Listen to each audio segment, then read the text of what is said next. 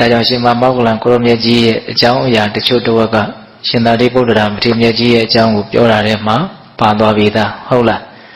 တော့ဒီကနေ့ရှင်မမောက္ကလံကိုရမြတ်ကြီးရဲ့အကြောင်းအရာနဲ့ပတ်သက်ပြီးတော့ဦးဇင်းတို့ဘာကိုဦးစားပေးပြီးတော့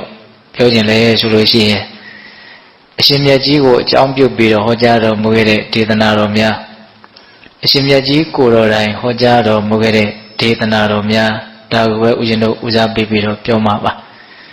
ဒီရှင်မမောက္ကလံကိုရမြတ်ကြီးရဲ့အကြောင်းအရာနဲ့ပတ်သက်ပြီးတော့တချို့အကြောင်းအရာတွေကထင်ရှားပြီးသားဖြစ်တဲ့အတွက်ကြောင့်သိပြီးတော့အသေးစိတ်ပြောစရာမလိုဘူးပေါ့နော်အဲ့တော့ဦးဇင်းတို့ပြောဖို့လိုအပ်တယ်လို့ထင်တာကနော်အရှင်မြတ်ကြီးဟောခဲ့တဲ့တရားဒေသနာတော်တွေပေါ့နော်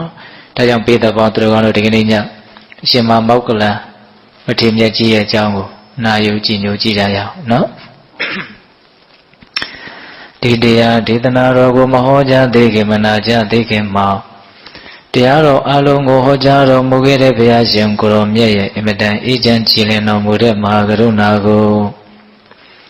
သိစရာတရားလုံးစုံကိုသိတော်မူမြင်တော်မူတဲ့သဗ္ဗညုတဉာဏ်ဒီဟုသောပညာကိုထိုမဟာကရုဏာကိုပညာကိုနှစ်ပေါင်းစုံတို့ဖြင့်ပြည့်စုံတော်မူတဲ့ဘုရားရှင်ကိုရောမြတ်ကိုယူသိမြတ်တို့ရှိခိုးပူတော်ကြအောင်စို့အလုံးလက်အုပ်ချီမှုပြီးတော့အာယုံပြုကြရအောင်ကရုဏာတိတလဟရယံပညာပိဇောတဝိယတမောဟတမံသာနရမကလောကကရုံဝန္တိဒုက္ကတံဂတိဝိမုဒ္ဒံကရုဏာတိတလဟရယံမဟာကရုဏာတော်ဖြင့်အေးမြသောစိတ်နှလုံးလည်းရှိတော်မူပါပေထသောပညာပိဇောတဝိယတမောဟတမံအရဟတမတိဟုသောအယောင်အလင်းဖြင့်အဝိဇ္ဇာတိဟုသောအမိုက်မောင်ကိုဖေခွာတော်မူပြီးထသောသာနရမကလောကကရောလူနှမြမတ္တဝါနန္ဒတို့ဤကြောက်တိတန်တို့လေကရောပြုရာတဆူရီသောဆရာသခင်လည်းဖြစ်တော်မူပါ၏ထသောဂတိဝိမုဒ္ဒံဒေဝမနုဿာနိရယနှင့်ပေတတရိစ္ဆာလာယအရှိငါတန်သောဂတိတို့မှသည်အထူးသဖြင့်ကင်းလွတ်တော်မူပြီးထသောဒုက္ကတံတတ္တဝါတို့အားအကျိုးများကြောင်းဟုတ်မှန်သောစကားကောင်းကိုသာမြတ်ဆိုတော်မူပါ၏ထသောဗုဒ္ဓံသစ္စာလေးရတရားမြတ်ကိုလက်ပေါ်တင်တာဗရမ ्या ကဲ့သို့ပြတ်သားထင်တဲ့သိမြင်ပေတတ်ဘုရားရှင်ကိုယ်တော်မြတ်ကြီးကိုမေယံတရားဟောပုဂ္ဂိုလ်တရားနာပုဂ္ဂိုလ်ခေါ်ဆိုပညာပရမတ်မှမူယုံနာနှဖျားဖြစ်ကြပါသောဘုရားတပည့်တော်တို့သည်ဟောနေဝနာမှာကာယဝစီမနောချီ၍သုံးလီဓာရပနာမဖြင့်ဒုက္ခရောကျိုးလက်ဆုံးမောဟရှိခိုးဥညုပ်ပါ၏မြတ်စွာဘုရား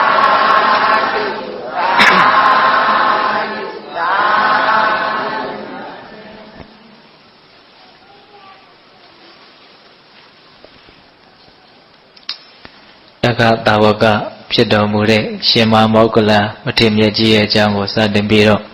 နာယူကြည်ညိုကြရအောင်နော်ဘုရင်တို့မထေရမြတ်ကြီး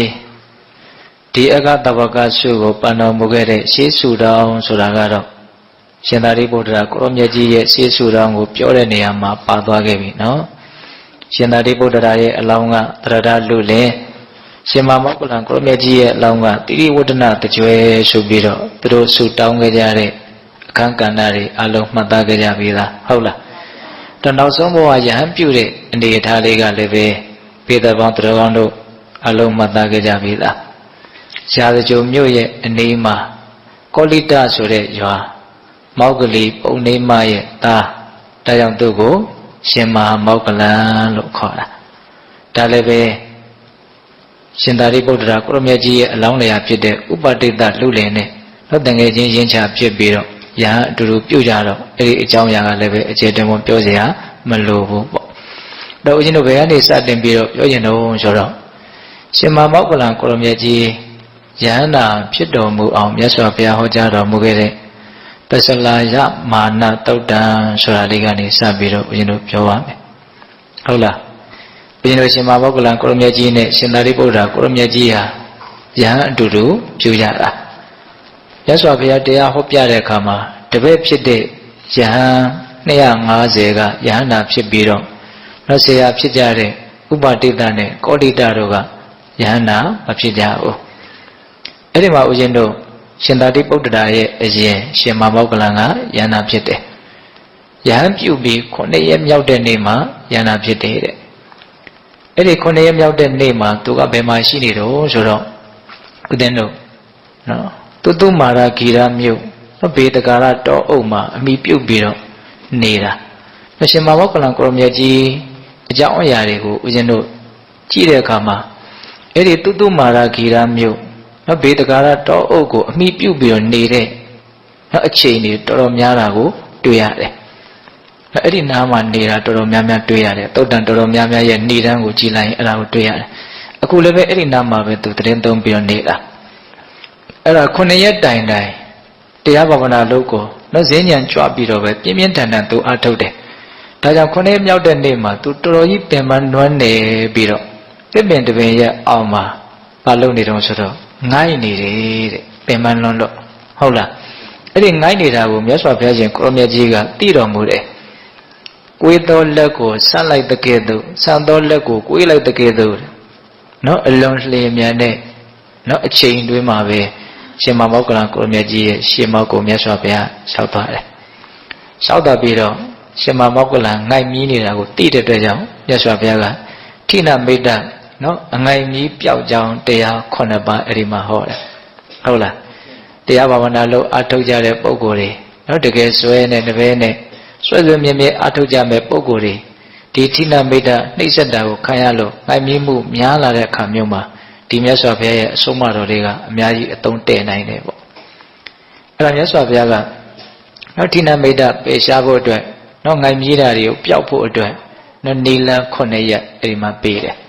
နံပါတ်1နီလန်းကဘာလဲဆိုတော့စေတမောက္ကလံတဲ့ငိုင်မြည်နေတယ်ဆိုလို့ရှိရင်ဘာကိုအမှတ်ပြုပြီးတော့ငိုင်မြည်နေတယ်လဲဘာတွေကိုတွေးပြီးတော့ဘယ်လိုတင်ညာကတင့်ရဲ့ငိုင်မြည်မှုကိုဖြစ်စေတာလဲအဲ့ဒီတင်ညာကိုနှလုံးမသွင်းနဲ့တဲ့နားလည်မလားမသိဘူးနော်ဘာတွေကိုတွေးပြီးတော့ငိုက်နေတာတော့ဟုတ်လားအဲ့ဒီချိန်မှာကိုငိုက်နေတဲ့ချိန်မှာကိုယ့်ရဲ့အမှတ်တင်ညာကဘာတွေရှိနေတော့ဘာတွေကိုအမှတ်ရနေတော့ဟုတ်လားအဲ့ဒီအမှတ်တင်ညာကိုဘာလဲတော့နှလုံးမသွင်းနဲ့တဲ့ဆိုလိုတာကဥစဉ်နားလေတယ်လို့ပြောရရင်တော့အာယုံပြောင်းလိုက်နော်ကိုစိတ်ဝင်စားပွဲကောင်းတဲ့အာယုံတစ်ခုကိုစိတ်ဝင်စားပွဲကောင်းတဲ့အာယုံဆိုတာလည်းပဲမြင့်မြတ်တဲ့အာယုံတော့လည်းဖြစ်ဖို့လုံးပဲပေါ့နော်အဲ့လိုမျိုးထိနမိတ်တာဖြစ်เสียတင်ညာကိုဘာလို့အောင်တော့ဖြောက်ပလိုက်လို့အဲ့လိုမြတ်စွာဘုရားကနေပေးတယ်ဒါနံပါတ်1နီလန်းပေါ့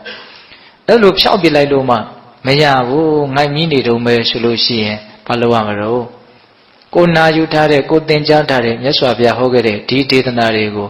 စဉ်းစားလိုက်ပါဆင်ញင်လိုက်ပါတဲ့ဒါကလည်းပဲနာယူဘူးမှတ်သားဘူးမှစဉ်းစားလို့ဆင်ញင်လို့ရမှာနော်ဟုတ်လားအဲ့လိုစဉ်းစားဆင်ញင်ပြီးတော့အဲ့ဒါကိုသုံးသပ်ပါတဲ့အဖမှန်တတ်ဒါပါလေ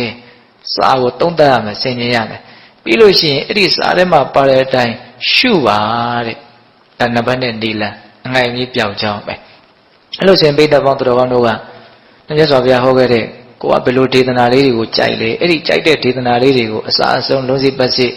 ကိုယ့်ရဲ့ခေါင်းထဲမှာအစကနဦးအရင်မှတ်ထားဖို့တော့လိုမယ်နော်ဒါမှငိုက်ချင်လေးပေါက်လာတဲ့ခါမှာငါအဲ့ဒီတုတ်တန်လေးငါအဲ့ဒီတရားလေးကိုအစအဆုံးပြန်ပြီးတော့စဉ်းကျင်ကြည့်စမ်းမယ်ဟောစဉ်းကျင်ကြည့်မယ်ဆိုရင်ဘာဖြစ်နိုင်တော့အငိုင်ကြီးပြောင်းနိုင်တယ်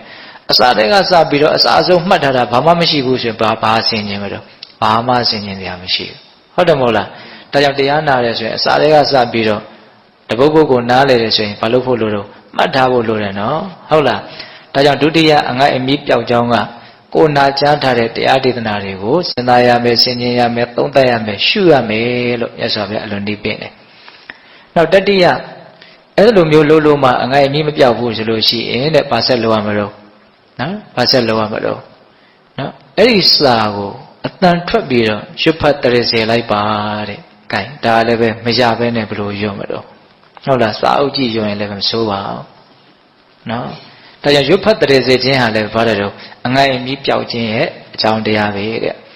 အဲ့ဒါလို့လို့မှအငိုက်အမြီးမပြောက်ဘူးဆိုရင်သရုတ်ထလောက်ရမယ့်နေလန်းကဘာလဲဆိုတော့ကိုယ့်ရဲ့နေရွက်ကိုဆွဲပါတဲ့နေရွက်ကိုပေါ့နော်အိတ်ချင်ပြေသွားဟုတ်လားနေရွက်ကိုပေါ့ပြီးရင်ဘာလုပ်မလို့ဆိုတော့တကိုယ်လုံးကိုယ့်ရဲ့လက်တွေပါတွေကိုကိုယ့်လက်နဲ့ပြန်ပြီးတော့သုံးသပ်ဟုတ်လားပုတ်သက်ပလိုက်အဲ့လိုဆိုလို့ရှိရင်နည်းနည်းလေးစိတ်ကလမ်းပြီးတော့အိတ်ချင်ပြေသွားတာလေ ဖြစ်လိမ့်မယ်တဲ့လက်တွေ့တော့လုပ်ကြည့်ပေါ့နော်ဒါ၄ခုမြောက်နေလားနောက်အဲ့လိုလုပ်လို့မှမရဘူးဆိုလို့ရှိရင်၅ခုမြောက်ပါလို့အောင်ဆိုမျက်စိကိုရေဆွတ်ပါတဲ့မျက်နှာတက်လိုက်ပေါ့ဟုတ်လားမျက်နှာတက်ပြီးတော့ဒီညကိုဘာတွေတော့ထကြည့်ပြီးရင်တကားပေါက်တွေဘာတွေဖွင့်ပြီးတော့ကောင်းငင်ကိုမော့ကြည့်ကျဲတွေနက်ခတ်တွေကိုကြည့်လိုက်ပါတဲ့အဲ့လိုဆိုရင်အချင်းငံမြည်တာပျောက်သွားနိုင်တယ်တဲ့ဟုတ်လားအဲ့လိုလုပ်လို့မှမပျောက်ဘူးဆိုရင်ဘာဆက်လုပ်မလို့အလင်းရောင်ကိုနှလုံးသွင်းပါတဲ့နော်အလင်းရောင်ကိုနှလုံးသွင်းခြင်းရလည်းပဲအချင်းငံမြည်မှုပျောက်တယ်အိပ်ပြီဆိုရင်မျက်လုံးလေးမှိတ်ပြီးတော့အိပ်တာဆိုတော့အမှောင်နဲ့ပဲများသောဖြင့်အိပ်ကြတာမဟုတ်လားဟုတ်လားဒါကြောင့်ညမှာလည်းပဲနေ့ဆိုတဲ့အမှတ်တင်ညာရအောင်နေ့မှာလည်းပဲညဆိုတဲ့အမှတ်တင်ညာရအောင်ဒီအလင်းရောင်ကိုနှလုံးသွင်းသောအဖြစ်လည်းပဲအချင်းငံမြည်မှုကိုဖြည့်ပြောင်းနိုင်ရမယ်ပေါ့ဒါ6ခုမြောက်နေလားအဲ့လိုလုပ်လို့မှမပြေဘူးဆိုလို့ရှိရင်တော့9ခုမြောက်ပါလို့ရမလို့ဈဉ္ဉံလျှောက်ပါတဲ့အဲ့ဒီဈဉ္ဉံလျှောက်တာကိုလည်းမြတ်စွာဘုရားအသေးစိတ်လေးညွှန်ကြားတယ်ကိုယ့်ရဲ့စိတ်ကကိုယ်ခန္ဓာအတွင်းမှာပဲတည်ပြီးတော့အပြင်ဘက်ကိုစိတ်မတည်ပဲနဲ့ဈဉ္ဉံလျှောက်ရမယ်တဲ့ဆိုလိုတာကဒီခန္ဓာမှာပဲတတိကပ်ပြီးတော့လျှောက်ရမယ်ဟာအိတ်ချင်းပြအောင်ဆိုတော့ရာနဲ့တောက်လိုက်တာမျိုးမဟုတ်ဘူးเนาะတတိနဲ့လျှောက်ခိုင်းတာဈဉ္ဉံလျှောက်တာဟုတ်လားအဲ့လိုဈဉ္ဉံလျှောက်ရင်လည်းပဲဘာဖြစ်သွားနိုင်တော့အိတ်ချင်းငံမြင်မှုဖြောက်သွားနိုင်တယ်နီလန်းဘယ်နှခုတော့9ခုတဲ့အဲ့လိုနီလန်း9ခုနဲ့မှကြိုးစားလို့မရဘူးအိတ်ချင်းတွေတုံးပဲဆိုရင်တော့တကယ်ကိုဒါပင်ပန်းနေပြီအိတ်ဖို့လိုအပ်နေပြီပေါ့အဲ့လိုဆိုရင်မြတ်စွာဘုရားဘယ်လိုညွှန်ကြားတော့နော်လက်ရဘက်ကိုစောင်းပြီးတော့တဲ့တိတိကျကျပဲနော်အိတ်တာတောင်ဟုတ်လားလက်ရဘက်ကိုစောင်းပြီးတော့အဲ့ဒီလက်ရခြေပေါ်မှာနော်လက်ဝဲခြေလေးကနော်ဇင်းငယ်လွန်အောင်တင်ထားတယ်အဲ့လိုလေးတင်ထားပြီးတော့ငါထမယ်ဆိုတဲ့အမှတ်တတိလေးနဲ့ဟုတ်လားဘယ်ချိန်ကျရင်ထမယ်ဆိုတဲ့အမှတ်တတိလေးနဲ့ဘာလုပ်ရမလို့အိတ်ဆက်လိုက်ပါတဲ့အဲ့ဒါအိယာကနိုးလာပြီဆိုတာနဲ့အဲ့ဒါကအရေးကြီးတယ်အခုပြောမှာနိုးလာပြီဆိုတာနဲ့အဲ့ဒီအိယာထဲမှာနေရတဲ့ဒုက္ခတေယဒုက္ခလို့ခေါ်တယ်အိယာခင်းလေးကနှွေးနေတာမျိုးစောင်းလာဆိုရင်ဟုတ်လားနှွေးကဆိုရင်အေးနေတာမျိုးအဲ့ဒါလေးကိုအရသာခန်းနေတာရှိရနော်အိယာထဲမှာအရသာခန်းနေတာဟုတ်လားပြီးတော့ဦးဇင်းတို့ဟိုဘက်ဒီဘက်ပတ္တဒုက္ခလို့စားတော့သုံးတယ်ဟိုဘက်စောင်းလိုက်ဒီဘက်စောင်းလိုက်သူအညောင်းလဲပြေးပြီးတော့ခါလေးကြောက်လေးဆန်းပြီးတော့အရသာမဖြစ်နေရှိနေရနော်ဟုတ်တယ်မဟုတ်လားအိယာကြောင့်ဖြစ်တဲ့ချမ်းသာရှိတယ်ခန္ဓာကိုယ်ဟိုဘက်ဒီဘက်လှည့်လိုက်ရလို့ဖြစ်ရတဲ့ချမ်းသာရှိတယ်ဟုတ်လားနောက်ထပ်ဘာချမ်းသာရှိသေးတော့နောက်ထပ်အိပ်ပျော်ဆက်ပြီးအိတ်ချင်းငိုင်းမီးနေတဲ့သဘောလေးမိမ့်နေတဲ့သဘောလေးလည်းရှိသေးတယ်နော်မိဒ္ဓဒုက္ခလို့ခေါ်တယ်သုံးလုံးဟောတယ်မြတ်စွာဘုရားဟုတ်လားတေယဒုက္ခပတ္တဒုက္ခမိဒ္ဓဒုက္ခအဲ့ဒီဒုက္ခတွေကိုငါမခံစားဘူးဆိုတဲ့အတွေ့နဲ့မြန်မြန်ထားလိုက်ပါတဲ့မြန်မြန်မထားနိုင်တာခက်တယ်နော်ဟုတ်လားအိတ်ချင်တော့အိတ်လိုက်တာပဲအိတ်ပြီးရင်မြန်မြန်ကမထားနိုင်ဘူးဟုတ်လားအဲ့ဒီလိုမြတ်စွာဘုရားနေပေးတာအဲ့လိုနေပေးပြီးတော့မြတ်စွာဘုရားနောက်အလွန်တန်ဖိုးကြီးမားတဲ့အစုံအမ3ချက်ပေးတယ်အဲ့ဒါလေးကနည်းနည်းလူကြားထဲမှာအရောက်နေတယ်လို့ထင်တယ်ဘာပြောတော့ဆိုတော့ဆုံးခံသွားလို့ရှိရင်ကိုအထင်ရောက်နေတဲ့မာမာနဆိုတဲ့နှာမောင်းကြီးကိုမြှောက်ချပြီးတော့မသွားပါနဲ့တဲ့မာမာနကိုဆင်းတကောင်ရဲ့နှာမောင်းနဲ့ဥမာပေးတာဟုတ်လားဘာဖြစ်လို့မာမာနဆိုတဲ့နှာမောင်းကြီးကိုမြှောက်ချပြီးတော့မသွားပါနဲ့လို့ပြောရလဲဆိုရင်တဲ့ဆုံးခံသွားတဲ့အခါမှာတရားဓမ္မတွေဆိုတာသူ့လုံးနဲ့သူအလွန်များတယ်တဲ့တခါတလေသူတို့ကကိုယ့်ကိုဂရုမစိုက်နိုင်ပဲနဲ့မေ့လျော့ပြီးတော့ဆွမ်းမလောက်မိတာရှိတယ်အဲ့လိုဆိုရင်ငါ့ကိုဒီဓမ္မတွေကမကြည်ညိုတော့ဘယ်သူကမှကြားတွေကဝင်ပြီးတော့စကားတွေထိုးထားလဲမသိဘူးဟောရှောက်တွေးတော့မယ်တဲ့ဟုတ်လားရှောက်တွေးပြီဆိုလို့ရှိရင်စိတ်ပြန့်လွင့်မယ်တဲ့စိတ်ပြန့်လွင့်မယ်ဆိုလို့ရှိရင်စောင့်စည်းမှုမရှိတော့ဘူးတဲ့စောင့်စည်းမှုမရှိတဲ့ပုဂ္ဂိုလ်တဲ့တမာတိဝေးတယ်တဲ့တမာတိမှဝေးกว่าတယ်တဲ့စနစ်တရားဟောတာနော်မြတ်စွာဘုရားကဒါကြောင့်မာနမရှိရဘူးနှိမ့်ချတဲ့စိတ်နဲ့ပဲဆုံးခံသွားရမယ်ပေါ့နောက်တစ်ချက်ကဘာပြောလို့ဆိုတော့ခြေသားမောက်ကလန်တဲ့စန့်ကျင်ဘက်စကားကိုမပြောဖို့ကြိုးစားပါတဲ့ဘယ်သူနဲ့မှစန့်ကျင်ဘက်စကားမပြောနဲ့တဲ့သူကဒါဆိုရင်ကိုကဟိုဟာလို့သွားလုံမနေနဲ့ပေါ့နော်ဆန့်ကျင်ဘက်စကားမပြောနေနဲ့ဘာဖြစ်လို့ဆိုဆန့်ကျင်ဘက်စကားပြောရင်သေချာပေါက်စကားများရတော့မယ်တဲ့တစ်ဖက်ကလည်းပြောမယ်နော်ကိုကလည်းစားရဆဆန့်ကျင်ပြီဆိုမှတော့ကို့မှလည်းပြောစရာတွေကအများကြီးရှိမနေနိုင်ဘူးလားရှိနေနော်စကားတွေများလာလို့ရှိရင်ပြန့်လွင့်မယ်တဲ့ပြန့်လွင့်လို့ရှိရင်အဲ့ဒီပုဂ္ဂိုလ်စောင့်စည်းမှုမရှိနိုင်ဘူးစောင့်စည်းမှုမရှိရင်အဲ့ဒီပုဂ္ဂိုลကတမာတိတရားမှဝေးกว่าတယ်တဲ့နှစ်ချက်ရှိပြီနော်မာနဆိုတဲ့နှာမောင်းကြီးကိုမြှောက်ချပြီးတော့မသွားနဲ့ဆန့်ကျင်ဘက်စကားတွေမပြောနဲ့တဲ့နောက်ထပ်မြတ်စွာဘုရားပါဟောတော့ခြေသားမောက်ကလန်တဲ့နော်အရာအလုံးနဲ့ဆက်ဆံတာကိုလည်းငါမချီးမွမ်းမှုတဲ့အရာအလုံးနဲ့မဆက်ဆံတာကိုလည်းငါမချီးမွမ်းမှုတဲ့ တေချာနာထောင်တော့အသေးစိတ်လေးတော့ဦးဇင်းကသိရှင်းပြဖို့အချိန်ကမရှိဘူးပြောချင်တာတွေကများတယ်ဟုတ်လားအရာအလုံးနဲ့ဆက်ဆံတာကိုလည်းမချီးမွမ်းဘူးအရာအလုံးနဲ့မဆက်ဆံတာကိုလည်းမချီးမွမ်းဘူးဆိုလိုတာကဆက်ဆံတဲ့အရာကိုဆက်ဆံမယ်မဆက်ဆံတဲ့အရာကိုမဆက်ဆံနဲ့လို့ဆိုလိုတာအဲ့လိုဆိုရင်မဆက်ဆံတဲ့အရာကဘာတော့ဆိုတော့လူသံသူသံတွေစိုးညံနေတဲ့လူတွေသူတွေရှုပ်ထွေးနေတဲ့အဲ့လိုနေရာမျိုးမဆက်ဆံနေတဲ့မတော်နေတဲ့မနေနေတဲ့မတိတ်ဆိတ်တဲ့နေရာဟုတ်လားဆက်ဆံတဲ့နေရာကဘာတော့လျှို့ဝှက်တဲ့အရာတွေကိုတိုင်ပင်လို့ရတဲ့စိတ်ငြိမ်တဲ့ဟုတ်လားလူတွေဒီကနေတိုက်ခတ်လာတဲ့လေမရှိတဲ့စာရတော့အဲ့လိုတွေသုံးတာနော်လူများရင်လူတွေကိုတိုက်ခတ်လာတဲ့လေဟာကိုယ်စီရောက်လာနိုင်တယ်လေဟုတ်လားအဲ့လိုမျိုးလူကိုတိုက်ခတ်ပြီးတော့လာတဲ့လေမရှိတဲ့နေရာဘယ်သူမှတိတ်ပြီးတော့စိတ်ဝင်စားတဲ့နေရာစိတ်ငြိမ်တဲ့နေရာလေအဲ့လိုနေရာမျိုးကိုမိဝဲရမယ်ဒါဆိုလို့ရှိရင်အဲ့ဒီပုဂ္ဂိုလ်ရဲ့စိတ်ဟာတည်ငြိမ်မှုရပြီးတော့အမှန်တရားကိုသိနိုင်တယ်လို့မြတ်စွာဘုရားအဲ့လိုအမိန့်ရှိအဲ့တော့ရှင်မောက္ကလန်ကမြတ်စွာဘုရားကိုလျှောက်တယ်မြတ်စွာဘုရားတဲ့အဲ့လိုဆိုလို့ရှိရင်ဘယ်လိုကျင့်သုံးလို့ရှိရင်နော်ဒီတဏှာဆိုတဲ့ကိလေသာတရားတွေကလွတ်မြောက်ပြီးတော့နိဗ္ဗာန်ချမ်းသာကိုမျက်မှောက်ပြုနိုင်မလဲဒါကဥစဉ်ကအနှစ်ချုပ်လေးပဲပြောတာပါအဲ့လိုမေးတဲ့အခါကျတော့မြတ်စွာဘုရားကရှင်သာမောက္ကလန်တဲ့တရားအလုံးရဲ့ပုံမှာဆွဲလန်းမှုမရှိရဘူးလို့မြတ်စွာဘုရားဟောတယ်ဆိုတာကိုကြားဖို့ထားတဲ့ပုဂ္ဂိုလ်တယောက်ဘယ်တရားရဲ့ပုံမှာဆွဲလန်းမှုမရှိရဘူးလို့ကြားဖို့ထားတဲ့ပုဂ္ဂိုလ်တယောက်ဟာဘာရဲ့ပုံမှာမှမဆွဲလန်းမှုဆိုတဲ့စိတ်နဲ့ဖြစ်ပေါ်လာတဲ့ဒီဒုက္ခဝေဒနာဒုက္ခဝေဒနာအဒုက္ခမဒုက္ခဝေဒနာဒီဝေဒနာတွေဖြစ်တိုင်းဖြစ်တိုင်းဒါတွေဟာမတည်မြဲတဲ့သဘာဝတွေပဲအနိစ္စလို့မြင်အောင်ရှုရမယ်ဟုတ်လားဒါတွေဟာမနှစ်သက်အပ်တဲ့အရာတွေပဲဝိရာဂလို့မြင်အောင်ရှုရမယ်ဒါတွေဟာချုပ်ပြောက်သွားတဲ့အရာတွေပဲဒါတွေပေါ်မှာဆွန့်လွတ်ပြရမယ့်အရာတွေပဲလို့မြင်အောင်ရှုရမယ်တဲ့အဲ့ဒါဆိုရင်အဲ့ဒီသဘာဝတရားတွေရဲ့ပေါ်မှာဆွဲလန်းမှုကင်းပြီးတော့ဆွဲလန်းမှုကင်းတဲ့ပုဂ္ဂိုလ်ဟာလွတ်မြောက်မှုဆိုတဲ့ချမ်းသာကိုရမယ်လို့အတူချုပ်ကလေးဒါဥစဉ်ကပြောပြတာပါဟုတ်လားအဲ့ဒါမြတ်စွာဘုရားဟောတာတော့ပို့ပြီးတော့တတ်တဲ့ကြည်ကြည်ပြန့်ပြန့်ဟောထားတယ်ဟုတ်လားအဲ့တော့အနှစ်ချုပ်ပြောရရင်နိဗ္ဗာန်ချမ်းသာကိုမျက်မှောက်ပြုခြင်းနဲ့နော်ကိလေသာကုန်ခန်းသွားစေခြင်းနဲ့ဆိုလို့ရှိရင်အရာအလုံးကိုစွန့်လွတ်ပြရမယ်မစွဲလန်းရဘူးဆိုတဲ့မြတ်စွာဘုရားရဲ့အဆုံးအမကိုနားလည်ပြီးတော့ဖြစ်ပေါ်လာတဲ့ဝေဒနာတွေရဲ့ပုံမှာမှန်မှန်ကန်ကန်နော်အနိစ္စလို့သိအောင်မြင်အောင်ကြိမ်ဖန်များစွာကြိုးစားအထောက်ပြီးတော့နေရမယ်လို့နော်ဝေဒနာရဲ့အကြောင်းကိုအဓိကဟောတာပါအဲ့ဒီဒေသနာလဲဟောပြီးတော့ရှင်မောက္ကလန်ဟာယန္တာဖြစ်တယ်ဟုတ်လားရှင်မောက္ကလန်ယန္တာဖြစ်တယ်နော်အဲ့တော့သူ့ရဲ့ဘဝတစ်လျှောက်လုံးမှာသူဟာဘာနဲ့ထင်ရှားလဲလို့မေးရင်တကူဣတိဘတ်နဲ့ထင်ရှားတယ်ပေါ့နော်တကူဣတိဘတ်ကြီးတဲ့နေရာမှာသူ့ကိုပဲမြတ်စွာဘုရားကနော်စံထားပြီးတော့ဟောပြတဲ့ဒေသနာတွေအများကြီးရှိတယ်ဟုတ်လားနန္ဒောပနန္ဒနဂါမင်းကြီးကိုနှိမ်နေတာဒါအလွန်ထင်ရှားတယ်ပေါ့ဘုရားဘာသာဝင်ရဲ့အတိုင်းမှာအလုံးသိပါတယ်ဟုတ်လားနောက်ပြီးတော့ဦးဇင်းတို့ဝိသခဓာယိကာမကြီးစောက်လောက်လူတန်းထားတဲ့ဥပ္ပါယုံအကြောင်းကိုခြေမှန်းဖြင့်လှုပ်ရှားစေနိုင်တဲ့အစွမ်းဒါလည်းနာမည်ကြီးတာပဲအဲ့ဒီပုပ္ပါယုံအကြောင်းဆိုတာကလည်းပဲဒီရှင်မောက္ကလန်ကိုရမြတ်ကြီးဥရှိပြီးတော့စောက်လို့အလွန်ကြီးတဲ့ကြောင်းကြီးဟာ6လအတွင်းမှာပြီးစီးတာသူ့ရဲ့တကိုးတွေပါတယ်ပေါ့နော်အေးအဲ့ဒီပုပ္ပါယုံအကြောင်းကိုခြေမှန်းဖြင့်နော်တုံလှုပ်စေတယ်ဆိုတဲ့အကြောင်းအရာလေးကလည်းပဲစိတ်ဝင်စားစရာရှိတယ်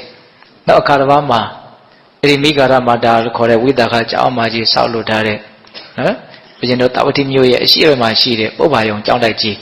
ဟုတ်လားအဲ့ဒီပုပ္ပါယုံကျောင်းတိုက်ကြီးထဲမှာရဟန်းတော်တွေကနော်စကားတွေပြောဆူညံပြီးတော့တတိတွေလွတ်ပြီးတော့ဘာအိမ်ဒီမှမရှိဘဲနဲ့တကယ်ဟေးဒီဟွာလေးဖြစ်နေတာအဲ့ဒါကိုမြတ်စွာဘုရားကသိတော်မူတဲ့အတွက်ကြောင့်ရှင်မောက္ကလန်ကိုခေါ်ပြီးတော့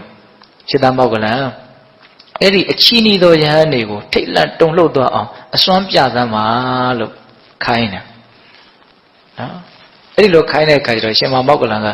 ဒီပုပ္ပါယုံကျောင်းကြီးကိုအထက်အောက်လှုပ်အောင်လုပ်တယ်တဲ့နော်ဘေးဆောင်လိုက်လှုပ်အောင်လည်းလုပ်တယ်ဒါကသူက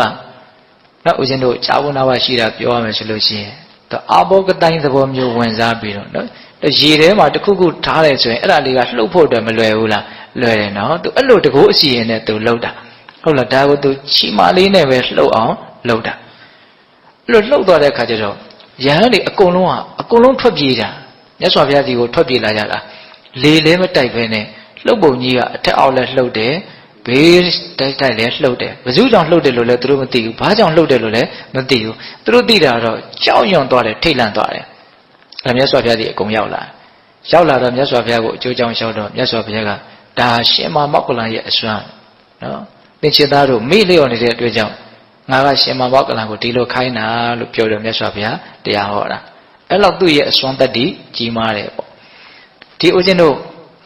ပုဗ္ဗာယုံကျောင်းတိုက်ကြီးကိုလှုပ်ရှားစေနိုင်တာတဲ့နော်တရားမင်းရဲ့တာဝရိန္ဒာနတ်ပြည်ကဝေဇန္တာပြတ်သက်ကိုလှုပ်ရှားစေနိုင်တာကပို့ပြီးတော့အံ့ဩစရာရှိတယ်ပေါ့အဲ့ဒါကလည်းပဲဒါမှတ်တမ်းတင်ထားလို့သာသိကြရတာပေါ့လေအဲ့ဒီအကြောင်းအရာကဦးဇင်းတို့ဘယ်မှာတွေ့ရတော့ဆိုတော့မေဇိမနိကေထဲမှာသုလတနာသင်္ခေယသုတ်တံဆိုတာရှိတယ်အဲ့ဒီမှာမှတ်တမ်းတင်ထားတာတွေ့တယ်နောက်အခါတစ်ပါးမြတ်စွာဘုရားပုဗ္ဗာယုံကျောင်းမှာသတင်းသုံးနေတော့တရားမင်းရောက်လာတယ်မြတ်စွာဘုရားဒီကိုရောက်လာပြီးတော့နော်ဒီလိုချင်မမောမှုရှိတဲ့တဏှာလောဘကုံအောင်ဒုက္ခချုပ်သွားအောင်နိဗ္ဗာန်ရအောင်ဘလို့ကျင့်ရမလို့အချင်းချုပ်ကလေးဟောပါလို့မြတ်စွာဘုရားကိုလျှောက်တယ်လျှောက်တော့မြတ်စွာဘုရားကစောစောကရှင်မောဂလန်ကိုဟောပြတဲ့အကြောင်းအရာလေးနဲ့တိုက်တိုက်ဆိုင်ဆိုင်ပေါ့တူးနေတယ်ဗျာဦးဇင်းကသာကြည်ရင်းနဲ့တူးနေတယ်လို့တွေ့ရတယ်နော်တဏှာကုံအောင်ဘလို့ကျင့်ရမလဲဆိုတော့စောစောကပြောခဲ့တယ်နော်အရာအလုံးကိုမဆွဲလိုက်ရဘူးဆိုတာကိုမြတ်စွာဘုရားဟောတယ်ဟုတ်လားအဲ့ဒါကိုသိမြင်နားလည်ပြီးတော့ဒီဝေဒနာတွေရဲ့ပုံမှာဘာလို့ရမလို့အနိစ္စမတည်မြဲတဲ့သဘာဝတွေလို့ရှုမှတ်ရမယ်ဆင်ခြင်ရမယ်ပွားများရမယ်ကြိုးစားရမယ်ဒါဆိုလို့ရှိရင်ဆွဲလန်းမှုကင်းပြီးတော့ဒုက္ခခတ်သိချုပ်ငြိမ်းမယ်လို့ဒါအချင်းချုပ်ကလေးပြောတာပါဟုတ်လားအဲ့လိုမျိုးတရားမင်းကိုဟောတော့တရားမင်းကအရင်သဘောကျတယ်သူနားလဲလေတယ်သဘောကျတဲ့အခါကျတော့သူသာဓုခေါ်တယ်ပေါ့ဝမ်းမြောက်ဝမ်းသာအဲ့လိုသာဓုခေါ်ပြီးတော့သူ့ရဲ့နတ်ပြည်ကိုပြန်တယ်အဲ့ဒီသာဓုခေါ်တဲ့အတန်ကိုရှင်မောဂလန်ကကြားတယ်ကြားတဲ့အခါကျတော့ဒီနတ်ကတကယ်နားလေလို့သာဓုခေါ်တာလားနားမလေပဲနဲ့သူများကြားအကောင်းအောင်လို့ပဲသာဓုခေါ်နေတာလားငါတည်တည်ချာချာသွားသိအောင်နောက်ကနေလိုက်ပြီးတော့မေးမယ်ဆိုတော့ဘာမှမကွာဘူးနော်တရားမင်းပြန်သွားတာနဲ့နောက်ကတောက်လျှောက်နေပါလိုက်သွားတာရှင်မောဂလန်လိုက်သွားတာဒါပေမဲ့ဟိုရောက်တဲ့အခါကျတော့တရားမင်းကဥယျာဉ်နဲ့ရောက်နေပြီစင်မော်ရောက်နေပြီကြံရင်တွေလည်းအများကြီးပဲအဲ့ဒါရှင်မောဂလန်ကြွလာတယ်ဆိုတော့သိတာပေါ့နော်သူသတင်းသုံးပေါ်လို့တောင်သုံးတာနော်ဒီရဟန်းတွေကိုတရားမင်းကဟုတ်လားသိတော့ဟာအရှင်ဘုရားကြွလာတယ်နော်အကြာကြီးနေမှတပည့်တော်နေရာကိုကြွလာတယ်ကြွပါဘုရားဆိုပြီးတော့နောက်ခရီးဥကြိုပြုတယ်စင်မောကဆင်းပြီးတော့အဲ့ဒီမှာရှင်မောဂလန်ကဘာမှမပြောဘူးစောတော်တော်ကဟာကိုပဲတမ်းမိတာစောတော်တော်ကတင်တာတို့ခေါ်တဲ့ကိုကြားရတယ်ပေါ့နော်မြတ်စွာဘုရားကတင့်ကိုဘလို့တရားမျိုးမြတ်ဟောလိုက်တယ်လေငါတို့ကိုလည်းပဲအညီအမျှသိအောင်လုပ်ပါငါလည်းသိချင်ပါတယ်ပေါ့တကယ်သိချင်တာနော်သူကအဲ့လိုပြောတဲ့အခါကျတော့တရားမင်းရဲ့ခေါင်းထဲမှာစောစောကတည်းကနားထားခဲ့တဲ့တရားကမရှိတော့ဘူးလို့ပြောရရှိတယ်ပြတ်သွားဟုတ်လား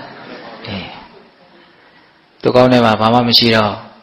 ဘာလို့လဲဆိုတော့သူ့မှာအာယုန်နေများနေတယ်ပေါ့အဲ့တော့တရားမင်းကသူမမှတ်မိတာကိုမမှတ်မိဘူးလို့တော့သူမပြောဘူးဘာပြောတော့ဆိုတော့အရှင်ဘုရားတဲ့တပည့်တော်ကအလုတ်ကိစ္စတွေအလွန်များတယ်ပေါ့တပည့်တော်အတွက်များတာမဟုတ်ပါဘူးတဲ့ဒီတာဝရိန္ဒာနတ်တွေအတွက်လုံနေရတာအလွန်များတယ်တဲ့ဒါဓမ္မတို့ဦးဇင်းတို့လူတွေမသိနိုင်တဲ့နတ်တွေရဲ့ကိစ္စပေါ့နော်အဲ့ဒီမှာဆက်ပြီးတော့သူကစိတ်ပြေလက်ပြောက်ဆိုကြပါစို့လေဘာလို့တော့ဆိုတော့အရှင်ဘုရားတဲ့ရှေးတုန်းကဖြစ်ခဲ့ဘူးတဲ့တပည့်တော်တို့တာဝရိန္ဒာနတ်တွေနဲ့အတူရာနတ်တွေနဲ့စစ်ပွဲကြီးအကြီးကျယ်ဖြစ်တာအဲ့လိုဖြစ်တဲ့အခါမှာတာဝရိန္ဒာနတ်တွေကစစ်အောင်နိုင်ကြကြတယ်အဲ့လိုစစ်အောင်နိုင်ခဲ့ကြတဲ့အခါမှာစစ်အောင်နိုင်တဲ့အထိတ်အမှတ်နေနဲ့ဝေဇန္တာပြတ်သက်ကြီးကိုဖန်ဆင်းကြတယ်တဲ့နတ်တွေအဲ့ဒီဝေဇန္တာပြတ်သက်ကြီးဟာဘုံဆောင်ပေါင်း100နဲ့တဆောင်ရှိတယ်တဲ့ဘုံဆောင်ပေါင်း100နဲ့တဆောင်ရှိတယ်တဆောင်တဆောင်မှာအခန်းပေါင်း900ရှိတယ်တဲ့ပြီးရင်အင်းကြရင်တွက်ကြည့်ရမယ်နော်တဆောင်တဆောင်မှာအခန်းပေါင်း900ရှိတယ်တခန်းတခန်းမှာနတ်သမီး9ယောက်ရှိတယ်တဲ့အဲ့ဒီ9ယောက်ရှိသောနတ်သမီးမှာတယောက်ရှိသောနတ်သမီးမှာ9ယောက်အချမ်းရရှိတယ်တဲ့နော်တခန်းမှာနတ်သမီး9ယောက်ရှိတယ်အဲ့ဒီ9ယောက်သောနတ်သမီးဟာတယောက်စီမှာ9ယောက်စီထပ်ပြီးတော့နတ်သမီးရှိတယ်အဲဥစဉ်ကဏ္ဍပေါင်းစက်နဲ့ပေါင်းကြည့်တယ်3 သန်းကျော်လောက်ရှိတယ်နတ်သမီးတွေနော်တရားမင်းရဲ့စီးစိမ်ပေါ့အဲ့ဒီလောက်ကြီးကျယ်တဲ့ဝေဇန္တာပြတ်သက်ကြီးကိုအရှင်ဘုရားရောက်တော့ရောက်ခိုင်းကြည့်စီခြင်းပါတယ်တဲ့အဲ့ဒါပင့်သွားတာဗျပင့်တော့ရှင်မောဂလန်ကစာထဲမှာရေးပြထားတာတီးခံတော်မူတယ်တဲ့အဲ့လိုလေးရေးထားဟုတ်လားတီးခံတယ်ဆိုတာဘယ်လိုနေရာမျိုးမှာသုံးတာတော့များသောဖြင့်မကြိုက်တဲ့နေရာမှာသုံးတာနော်အရှင်မြတ်ကတော့မကြိုက်ဘူးလို့တော့မရှိပါဘူးဒါပေမဲ့စာရေးထားတာလေးကိုဦးဇင်းကသတိထားမိတယ်လှပါတယ်ပေါ့ရေးထားတယ် တိခဏတော်မူတယ်တဲ့ကြွလိုက်သွားတာဟိုရောက်တော့အဲ့ဒါအကုန်လုံးပြတော့နတ်သမီးတွေကရောက်ခမကိုမြင်လို့ထိတ်လန့်နဲ့ချွေးမလို့ပဲတဲ့အကုန်လုံးခန်းထဲပြန်ဝင်သွားကြတယ်တဲ့ခုခေတ်ချွေးမတယ်တော့လန့်ညင်မှလန့်မှာပေါ့လေဟုတ်လားသူတွေ့ခါသာဖြစ်ခါသာချွေးမတော့ရောက်ခမကိုလန့်တာရှိတယ်အရှင်မောက္ကလံကိုမြင်တဲ့အခါကျတော့အဲ့ဒီနတ်သမီးတွေအကုန်လုံးပြန်ပြီးတော့ဝင်သွားကြတယ်အဲ့ဒီမှာရှင်မောက္ကလံကအော်ဒီနတ်ဟာအလွန်မှမေ့လျော့တဲ့နတ်ပဲအဲ့တော့ဒင်းဝတော်ငါတတိယအောင်ထိတ်လန့်စေမှသာလေတင့်တော်လိုက်မယ်ဆိုတော့ဘာလုပ်လဲဆိုတော့အဲ့ဒီဝင်စရာတာပြတ်တက်ကြီးကိုတုံလှုပ်စေနိုင်တဲ့တကုတ်အစီရင်ကိုစီမံဖန်တီးရတဲ့ဒါစောတော်ကပုဗ္ဗာယုံကျောင်းကြီးကိုတုံလှုပ်စေတယ်လို့မျိုးပဲဒီလောက်ကြီးကျယ်တဲ့ဝေဇန္တာပြတ်တက်ကြီးကိုအထက်အောက်လှုပ်စေတယ်ဘေးဆောင်တိုင်းလှုပ်စေတယ်အလုံးထိတ်လန့်တုံလှုပ်သွားတယ်အဲ့ဒီမှာတရားမင်းလည်းအကြီးကျယ်ထိတ်လန့်တုံလှုပ်သွားတယ်အံ့ဩစရာကောင်းတာကအဲ့ဒီလိုလဲထိတ်လန့်တုန်လှုပ်သွားရောစောတော့ကမေ့နေတဲ့တရားတွေအကုန်ပြန်ပေါ်လာတယ်နော်ဒါကတော်တော်စဉ်းစားကြကောင်းတဲ့အချက်ပဲနော်အဲ့တော့တရားဓမ္မတို့ဥရှင်တို့လည်းပဲတရားမေ့နေရင်ကြောက်စရာအကောင်းဆုံးအရာကိုစဉ်းစားကြည့်ဦးကြောက်စရာအကောင်းဆုံးကဘာလဲတည်ခြင်းတရားပေါ့တခြင်းကြရင်ပျက်စီးရမှာနော်ဒါကိုတရားဓမ္မတို့ဥရှင်တို့ကတခါလေတနေ့သာကုံသွားတာကောင်းတဲ့ကိုတခါမှဒီအကြောင်းအရာရောက်မလာတဲ့နေမျိုးရှိတယ်မဟုတ်လားမေ့တာဟုတ်လားဒါကြောင့်မေ့နေလို့ရှိရင်ကြောက်စရာကောင်းတဲ့အရာကိုစဉ်းစားပြီးတော့ကိုယ့်ရဲ့စိတ်ထဲမှာတရားတွေပြန်ပေါ်လာအောင်ကြိုးစားကြည့်ပေါ့နော်အဲ့ဒီတော့လုံးစစ်ပတ်စစ်အကုန်လုံးပြန်ပြီးတော့အမှတ်ရတဲ့တရားမင်းကအဲ့ဒီမှာအရှင်ဘုရားတပည့်တော်အမှတ်ရပြီဆိုတော့ပြောပြတာဘုရားဟောပြတဲ့အတိုင်းဟုတ်လားအဲ့ဒီတော့မှရှင်မောက္ကလံလည်းတာတို့ခေါ်ပြီးတော့တာဝရိန္ဒနတ်ပြည်ကနေပြန်ကြွလာတာအဲ့ဒီတော့နတ်သမီးတွေကမေးတယ်တဲ့တရားမင်းကိုဒါအရှင်ကိုးကွယ်နေတဲ့အရှင်ရဲ့ဆရာမြတ်စွာဘုရားဆိုတာဒါလားတဲ့အဲ့တော့ဒီလိုမေးပုံကိုထောက်တော့ဒီနတ်သမီးတွေမြတ်စွာဘုရားဒီကိုမရောက်ဘူးဆိုတာသိကြတယ်ဟုတ်တယ်မဟုတ်လားအဲ့တော့တရားမင်းကဘာပြောဆိုတော့ဒါငါရဲ့ဆရာမြတ်စွာဘုရားမဟုတ်သေးဘူးတဲ့ဒါဟာငါနဲ့တည်င်းသုံးပေါ်ဖြစ်တယ်တဲ့ဟောဒီလိုသုံးတာနော်အဲ့ဒီအချိန်မှာတရားမင်းဟာသောတာပန်ဖြစ်ပြီးပြီလို့နားလည်နိုင်တယ်ပေါ့ဒါကြောင့်မို့လို့အရိယာချင်းချင်းမို့လို့ဘာပြောတာတော့တရင်သုံးပေါ်လို့ဒီလိုသုံးတာအဲ့ဒါကရှင်မောက္ကလံကိုရမြတ်ကြီးရဲ့နော်အစွမ်းရည်တတ္တိကိုပေါ်လွင်ထင်ရှားစေတဲ့သုတ်တန်တစ်ခုနော်တကိုးနဲ့ပတ်သက်ပြီးတော့ဟုတ်လားဒါကြောင့်ပိဋကပေါင်းသူတော်ကောင်းတို့နော်သူနဲ့ပတ်သက်တဲ့အကြောင်းအရာလေးတွေကနော်အရင်စိတ်ဝင်စားတဲ့အကောင်းတဲ့အကြောင်းအရာတွေရှိတယ်နောက်ထပ်ဦးဇင်းတို့ဒီအရှင်မြတ်ကြီးဟောခဲ့တဲ့သုတ်တန်တစ်ပုဒ်ရှိတယ်အဲ့ဒီသုတ်တန်လေးကိုတော့ဦးဇင်းကအချင်းချုပ်ပြီးတော့ပဲပြောပါမယ်အနုမာနသုတ်တန်တဲ့မူလပါဏာတပါဠိတော်မှာမှတ်တမ်းတင်ထားတယ်အဲ့ဒီသုတ်တံကိုအဲ့ဒီသုတ်ကိုဖွင့်ဆိုတဲ့အထက်ကရာထဲမှာဘလို့တောင်ပြောထားလဲဆိုလို့ရှိရင်ယဟန်နေရဲ့ပါတိမောက်ဖြစ်တယ်လို့တောင်ပြောထားတယ်တဲ့ဒီလားအမြဲတမ်းစဉ်းစားဆင်ခြင်တဲ့သုတ်တံယဟန်တစ်ပါးဟာအဲ့ဒီသုတ်တံကိုတရက်ကို3ခါလောက်တော့စဉ်းစားတဲ့နေတဲ့3ခါလောက်မဆင်ခြင်နိုင်ဘူးဆိုရင်2ခါတော့စဉ်းစားဆင်ခြင်တဲ့နေတဲ့2ခါမစဉ်းစားနိုင်ဘူးဆိုရင်မဖြစ်မနေတစ်ခါတော့စဉ်းစားတဲ့နေတဲ့နေတိုင်းတော့အဲ့ဒီနုမာနသုတ်တံကိုအဲ့ဒါလို့အမွှန်းတင်ထားတာဘလောက်ကောင်းတော့အဲ့ဒီသုတ်တံကဦးဇင်းအကျေပြောလို့ရှိရင်အဲ့ဒီသုတ်တံတစ်ခုတည်းနဲ့ဆုံးသွားလိမ့်မယ်ဟုတ်လားနောက်ထပ်ပြောချင်တာတွေကအများကြီးကြံတယ်အဲ့တော့သူ့အကြောင်းအရာကိုနည်းနည်းလေးပဲဦးဇင်းပြောမယ်အညွှန်းလေးလောက်ပဲပေးမယ်ပေါ့တော့ဦးဇင်းတို့တစ်ချိန်တုန်းကမှန်ကြည့်လိုက်ပါဦးဆိုတဲ့ခေါင်းစဉ်နဲ့တရားတစ်ပုဒ်ဟောထားတာရှိတယ်အဲ့ဒီထဲမှာအကျေတင်ဝနာယူနိုင်တယ်ပေါ့အဲ့ဒါအနုမာနသုတ်တံဟောထားတာသူ့ကိုအကျဉ်းမြင်လေးပဲဦးဇင်းတို့ပြောပြမယ်ယဟန်တွေကိုဟောတာရှင်မောက္ကလံကအရှင်တို့တဲ့ဟောဒီသာသနာမှာတချို့ယဟန်တွေဟာအရှင်ဘုရားတပည့်တော်ကိုဆုံးမပါဗျာတပည့်တော်ကိုဆုံးမပါဗျာလို့ပြောကြတယ်တဲ့ဒါပေမဲ့သူ့ရဲ့တန်တာမှာအဆုံးမခက်ကြောင်းတရားတွေရှိနေမယ်ဆိုရင်ဘယ်ယဟန်ကမှသူ့ကိုဆုံးမခြင်းမှာမဟုတ်ဘူးတဲ့ဆုံးမထိုက်တဲ့လူလို့လည်းပဲမှတ်ထင်မှာမဟုတ်ဘူးတဲ့ပါဇက်ကသာဆုံးမပါလို့ပြောတာတဲ့စိတ်ထဲမှာသူ့တန်တာမှာအဆုံးမခက်ကြောင်းတရားတွေရှိနေမယ်ဆိုရင်ဆုံးမထိုက်တယ်လို့ဘယ်သူမှထင်မှာမဟုတ်ဘူးတဲ့ဒါအဆုံးမခက်ကြောင်းတရားကဘာလဲဆို15မျိုးတောင်ပြောတယ်အဲ့ဒါဥစဉ်လည်းပဲခက်ရခက်စစ်တော့မှတ်လာတာပဲစိမလားတော့မသိဘူးဟုတ်လားနော်15မျိုးဘာပြောတော့ဆိုတော့တချို့ယဟန်တွေဟာတဲ့နော်ဘာစိတ်ထဲမှာဘာရှိတော့ဆိုအလိုဆိုးတွေရှိတယ်တဲ့ဟိုတနေ့ကတော့ပြောရတယ်နော်အဲ့ဒီအလိုဆိုးရဲ့အလိုကိုလည်းသူလိုက်တယ်တဲ့နော်အလိုဆိုးရှိုံနဲ့မကဘူးအလိုဆိုးကိုအကောင့်ထဲပေါ်တယ်ပေါ့ဒါနံပါတ်1အဆုံးမခက်ကြောင်းတရား နောက်နံပါတ်2ကိုမြင့်တင်တဲ့သူတစ်ပါးကိုရှုံချတယ်တဲ့ဒါအဆုံးအမခကြောင်းတရားဟုတ်လားနောက်ဦးဇင်းတို့နံပါတ်3ဘာပြောတော့ဆိုတော့သူအမြင့်နဲ့ပတ်သက်ပြီးတော့ပြောတာအလွန်အမျက်ထွက်လွယ်တယ်အမျက်ရဲ့လွှမ်းမိုးမှုကိုအမြဲတမ်းခံရတယ်ဟုတ်လားပြီးတော့အမျက်ထွက်ရုံနဲ့မကဘူးရံညိုးလေးဖွဲ့တယ်တဲ့နောက်အမျက်ထွက်ရုံနဲ့မကဘူးနော်သူ့ရဲ့စိတ်ထဲမှာရံညိုးတွေကစွဲနေတယ်တဲ့ဖြောက်လို့ကိုမရအောင်မုံတီးမှုကစွဲနေတယ်ဟုတ်လားဒါတည်းမကဘူးတဲ့အဲ့ဒီအမျက်ထွက်ပြီးတော့အမျက်နဲ့နီးစပ်တဲ့စကားကိုလည်းအမြဲတမ်းပြောတယ်တဲ့တပြစ်တောက်တောက်နဲ့မကျေနပ်တာကိုအမြဲတမ်းပြောနေတယ်တဲ့ဒါအဆုံးမခက်ကြောင်းတရားတွေကိုပြောတာနော်နောက်ဦးဇင်းတို့စောရနာတယ်ဆိုတဲ့စကားနဲ့ပတ်သက်ပြီးတော့သူက၅ချက်တောင်ဟောတယ်စောရနာတယ်ဆိုတာနော်ကိုယ့်ကိုဘာလုပ်တာတော့နော်ဒီလိုဟုတ်လားလို့စောရကတက်တာပေါ့နော်ကိုယ့်ရဲ့အပြစ်ကိုပြပြီးတော့ထောက်ပြပြီးတော့ပြောတာပေါ့လူတွေအနေနဲ့ပြောမယ်ဆိုလို့ရှိရင်အဲ့ဒါလို့စောရကတက်လာတယ်စောရနာတယ်ဆိုရင်သူဘာလုပ်တော့မကျေနပ်ဘူးတဲ့သူ့ကိုစောရနာတဲ့လူကိုမကျေနပ်ဘူးအဲ့ဒါအဆုံးမခက်ကြောင်းတရားတယ်နော်နောက်မကျေနပ်တော့သူဘာလုပ်တော့ဆိုတော့ကျိန်းမောင်းမယ်တဲ့စောရကတက်တဲ့လူကိုကျိန်းမောင်းရင်မကဘူးတဲ့ပြန်ပြီးတော့ပြောမယ်တဲ့နော်ဒါတည်းမကဘူးတဲ့စောရကတက်တဲ့ပုဂ္ဂိုလ်ရဲ့စကားတွေကိုရှောက်လွှဲပြီးတော့ပြောတယ်ဟိုကစစ်ဆေးတယ်ပြောတယ်ဆိုရင်အပြစ်ထောက်ပြန်ဆိုအတိပ္ပယ်မရှိစကားတွေကိုရှောက်လွှဲနေတာလူလောကကြီးမှာဒါမျိုးတွေမရှိဘူးလားရှိတယ်နော်ဒီကပြောနေတာတကယ်သူရှောက်ပြီးတော့ဖုံးကွယ်ဖိပြီးတော့ရှောက်လွှဲနေတာစကားတွေကိုဟုတ်လားနောက်စောတကတက်လာပြီဆိုလို့ရှိရင်ဖြစ်ရဖြစ်ကြောင်းအထုပ်ပတ်တိကိုကုံရှင်းအောင်သဘာဝကျအောင်သူမဖြည့်ရှင်းနိုင်ဘူးတဲ့အဆုံးမခက်ကြောင်းတရားတွေနော်7မျိုးရှိသွားပြီနောက်4မျိုးကျန်နေတယ်နောက်အဲ့ဒါကဘာလဲဆိုတော့ဦးဇင်းတို့အဲ့ဒီပုဂ္ဂိုလ်ဟာမက္ခပလာတံမက္ခဆိုတာသူများရဲ့ဂုဏ်ကျေးဇူးကိုဖြစ်စေတာသူများကောင်းတာကိုအတိမမပြုတ်နိုင်ဘူးနော်သူများကောင်းတာကိုအတိမမပြုတ်နိုင်ပလာတဆိုတာဂုံပြိုင်တာဟောသူတို့မှအဲ့လိုမဟုတ်ပါဘူးတို့လည်းဒီလိုပါဆိုတာမျိုးပေါ့ဟုတ်လားမက္ခပလာတတယ်နောက်အိတ်တာမစ္စရိယတဲ့ဒါကတော့ယဉ်နေပါတယ်နော်မနာလိုခြင်းဝန်တိုခြင်းဒါအဆုံးမခက်ကြောင်းတရားနောက်ဓမ္မအတိမာနဓမ္မဆိုတာခက်ထန်တာနောက်အတိမာနဆိုတာအလွန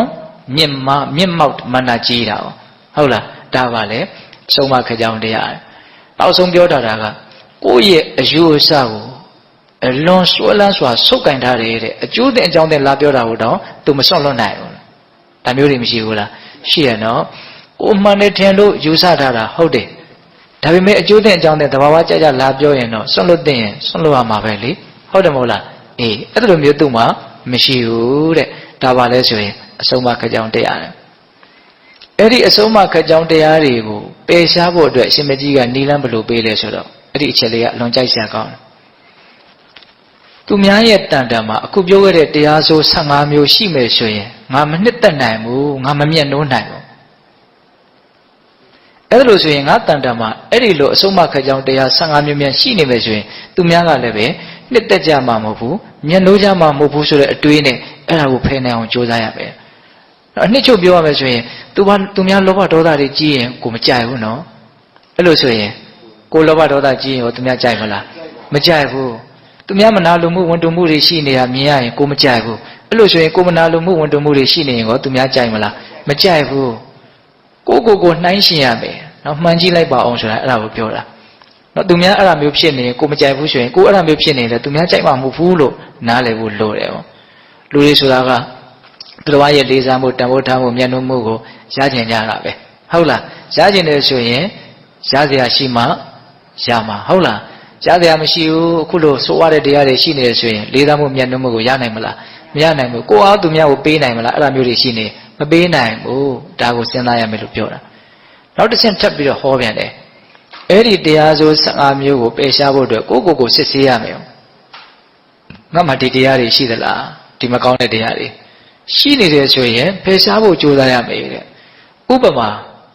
နော်လှကျင်ပကျင်တဲ့အရွယ်လေးမှန်ကြည့်ကြပြီဆိုရင်မျက်နှာပေါ်မှာတကယ်လို့မျက်အညစ်အကြေးရှိမယ်ဆိုရင်အဲ့ဒါကိုဖယ်ရှားသုတ်တင်ပြစ်တယ်လို့မျိုးပဲတဲ့ဒါလေးကိုကြည့်ပြီးတော့ဦးဇင်းကအဲ့ဒီတရားကိုမှန်ကြည့်လိုက်ပါအောင်လို့ခေါင်းစဉ်ပေးတာဟုတ်လားကိုယ်မှအဲ့ဒီမကောင်းတဲ့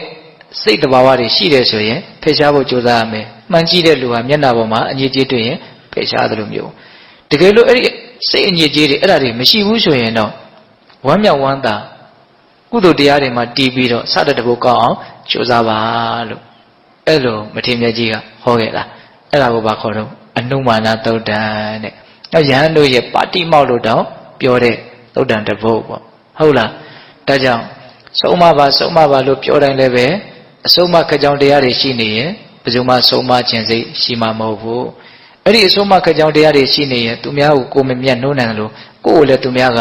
ညှဉ်းတိုးကြမှာမဟုတ်ဘူးဒီအတွင်းနဲ့ဖယ်ရှားနိုင်အောင်ကြိုးစားရမယ်ဟုတ်လားအဲ့ဒါတွေရှိမရှိကိုစစ်ဆေးပြီးတော့ရှိနေတယ်ဆိုရင်ဖယ်ရှားနိုင်အောင်ကြိုးစားရမယ်ဥမာမှန်ကြည့်ပြီးတော့မျက်နှာပေါ်မှာအငြိကြီးရှိရင်ဖယ်ရှားဖို့ကြိုးစားတယ်လို့မျိုးမရှိဘူးဆိုရင်ဝမ်းမြောက်ဝမ်းသာကုသိုလ်တရားတွေမှာဆက်ပြီးတော့ကြိုးစားရမယ်